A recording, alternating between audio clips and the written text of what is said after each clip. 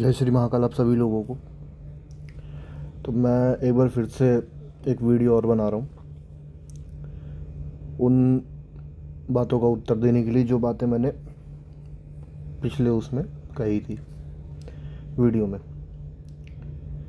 तो जैसा कि मुझे उम्मीद थी कि जो प्रश्न मैंने पूछे थे उनका उत्तर मेरे को नहीं मिलेगा, क्योंकि वास्तविकता यही है। मैं आपको जो बता रहा हूँ कि किताब पढ़ करके ज्ञानी बने हुए व्यक्ति में और अपने पिछवाड़े शमशान भूमि में घिस करके जो ज्ञान अर्जित किया जाता है, इन दोनों व्यक्तियों में फ़र्क होता है। और वो फ़र्क ज़मीन आसमान का नहीं होता, वो फ़र्क पाताल और आसमान का होता है। ठीक है, कुछ चीज़ें मैं यहाँ पे पहले जो वीडियो है उसको आगे बढ़ाने से पहले मैं यहाँ पे दो तीन चीज़ें जो है वो क्लियर करना चाहता हूँ जो पिछली वीडियो से संबंधित है। पहली चीज़ तो कुछ लोगों ने मेरे को ये बोला पर्सनल मैसेज करके इंस्टा वगैरह पे कि मैंने जो वीडियो बनाई थी उससे मैंने किन्नरों को टारगेट किया है।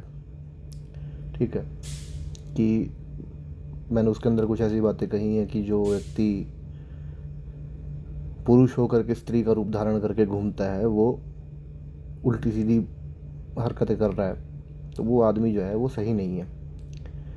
तो इसे इसे अपनी बुद्धि के हिसाब से कुछ लोगों ने किन्नरों के साथ जोड़ दिया कि मैं किन्नरों की बात कर रहा था। देखिए, मैं किन्नरों का बहुत सम्मान करता हूँ।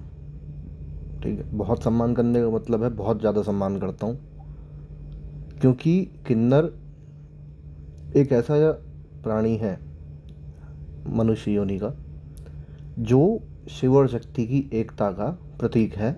इस जीवित जगत में प्रत्यक्ष प्रमाण है। ठीक है, मैंने किसी भी किन्नर के लिए कोई अपशब्द नहीं बोला, मैंने किसी भी किन्नर का अपमान करने का प्रयास नहीं किया, ना ही मैंने किसी किन्नर का अपमान किया।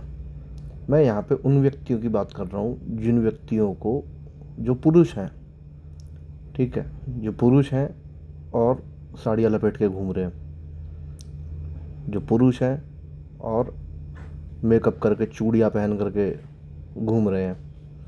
मैंने वहाँ पे बात की थी उन लोगों की। ठीक है, अब इसमें भी दो बातें हैं कि साड़ी लपेट रखी है, फिर दाढ़ी मूछ भी रखी हुई है। यार बनना है तो फिर तरीके से बनो, है ना।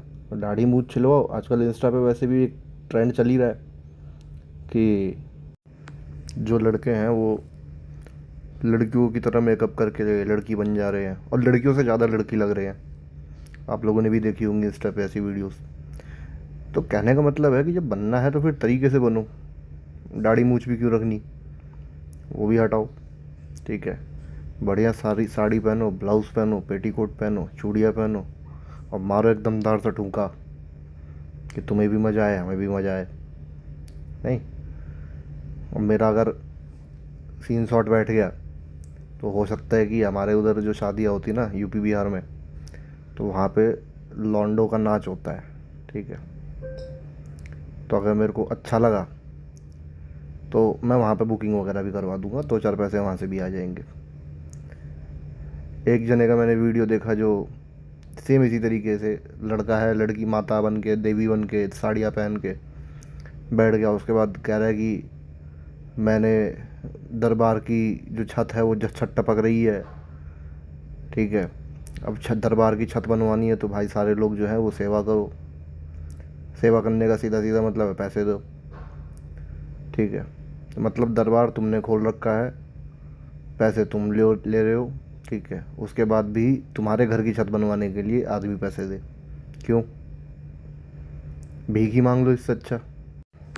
तो जैसा कि मैंने कहा कि मेरे को समस्या किन्नरों से नहीं है, किन्नरों का मैं बहुत सम्मान करता हूँ।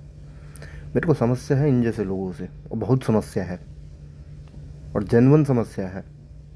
ऐसा नहीं है कि मेरे को खाली बुरा लगता है। मैं कसम से बता रहा हूँ, किसी दिन मेरे सामने कोई ऐसी तरीके का व्यक्ति आ गया ना, वो बिना थप्पड़ खाए जाएगा नहीं, मैं जाने ही नहीं दूंगा। ठीक है, और उस दिन देखूंगा कि कौन सी शक्ति है और कौन सी सवारी है। एक वीडियो और देखी थी खैर वैसे तो मैं वीडियो बहुत देखता रहता हूँ, हर एक वीडियो का जिक्र करने लग गया तो फिर तो जो मेन टॉपिक है वीडियो का वो रह जाएगा। तो फिर इस चीज़ को हम यहीं ख़त्म करते हैं। बस मेरे कहने का मतलब यही है कि आप लोग सावधान रहिए अपने मार्गदर्शकों को चुनने के लिए, अपने गुरुओं को चुनने के लिए, अपने समस्या के समाधान को ढूंढने के लिए बेचैन मत होइए, ठीक है? क्योंकि इसी बेचैनी में आप लोग ऐसे लोगों को बढ़ावा दे रहे हो। आपको दिख रहा है कि एक व्यक्ति जो है वो देवी की तरह बना हुआ घूम रहा है, त्रिशूल लिए घूम रहा है, तो वो आपकी समस्या का समाधान कर देगा, ठीक है? ऐसा होता नहीं है, ना ही ऐसा हो सकता है। तो अब हम बात करते हैं पुरानी वीडियो के अंदर जो बातें मैंने की थी उनके बारे में।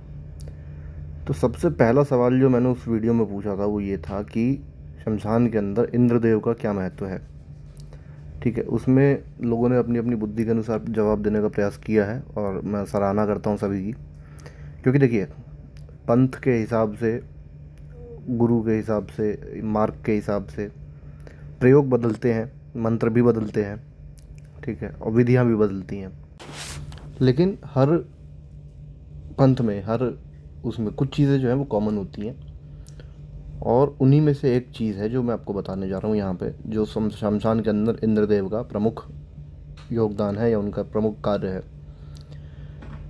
और वो है कि जब भी किसी भी साधना को किया जाता है, चाहे वो शमशान में हो, चाहे वो वैदिक अनुष्ठान हो, चाहे वो तांत्रिक अनुष्ठान हो, चाहे वो शमशान की साधना हो, उसके अंदर आपको पंचभूतों की आवश्यकता होती है, ठीक है? पंचभूत यानी भूमि, गगन, वायु, अग्नि और जल, ठीक है? जब हम शमशान के अंदर कदम रखते हैं, हमने शमशान की भूमि का प्रयोग किया, हमने आकाश का प्रयोग किया, शमशान के अंदर बहने वाली वायु को हम उपयोग कर रहे हैं, शमशान के अंदर हम दीपक जला करके अग्नि स्थापित कर रहे हैं, ठीक है? तो ये सारी चीज़ें जो हैं, इन सभी के जो इष्ट देवता हैं, यानी कि अगर हम बात करें फर्स्ट लेवल रिपोर्टिंग मैनेजर की, तो वो इंद्रदेव हैं, ठीक है? आप जब किसी कंपनी में काम करते हो और दूसरे डिपार्टमेंट के किसी व्यक्ति को आपकी आवश्यकता है, तो वो आपके बॉस से परमिशन लेगा, और बॉस से परमिशन लेने का मतलब है डायरेक्ट रिपोर्टिंग मैनेजर।